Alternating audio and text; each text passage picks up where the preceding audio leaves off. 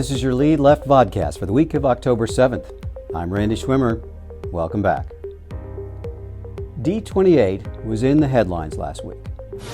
No, that's not a new Star Wars character, and it's not a winning move in German bingo.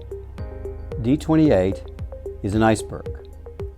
In what glaciologists said was not a global warming-related event, D28 calved off from the Amory ice shelf in East Antarctica, making quite a splash. The mass of the big berg equaled Los Angeles, Oahu, or 27 Manhattans, the island, not the cocktail. Ice shelves shed major chunks every 70 years or so. Otherwise, said one expert, they, quote, just grow and grow, like not cutting your hair. We'll take their word for it.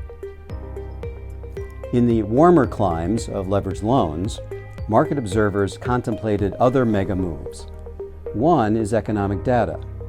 Manufacturing fell to levels not seen since the Great Recession, while the services index dropped to its worst showing since August 2016. But there were signs of optimism. Friday's labor data, 136,000 jobs created, showed the expansion still has legs, as did the further easing of unemployment to 3.5%. Typical for the asset class, private credit markets shrugged off calving glaciers and Sinophobia, continuing to drive debt opportunities. September was the most active month this year for new broadly syndicated loans, $40 billion in volume per S&P LCD. Loan demand also grew. As our chart of the week illustrates, CLO formation was $90 billion for the year so far, just shy of 2018's pace. The middle market has also seen solid growth in loan securitization. According to Bloomberg, more than $10 billion of mid-cap CLOs have been issued so far this year. Those CLOs differ from their large-cap cousins. They aren't trading vehicles, but operate as integral pockets to originate and hold loans. And those loans are less leveraged and better structured with covenants. So, despite chilling headlines, credit markets remain far from frozen.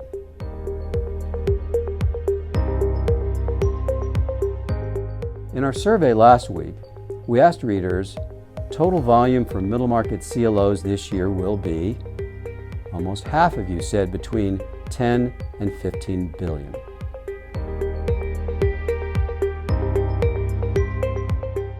Our partners' content highlights the covenant review chart on EBITDA add-backs. The percentage of loans with uncapped synergies and cost savings was 31% for the quarter just ended, the lowest rate since the second quarter of 2017. From the East Antarctic office at the Lead Left, this is Randy Schwimmer. Thanks for watching and have a great week.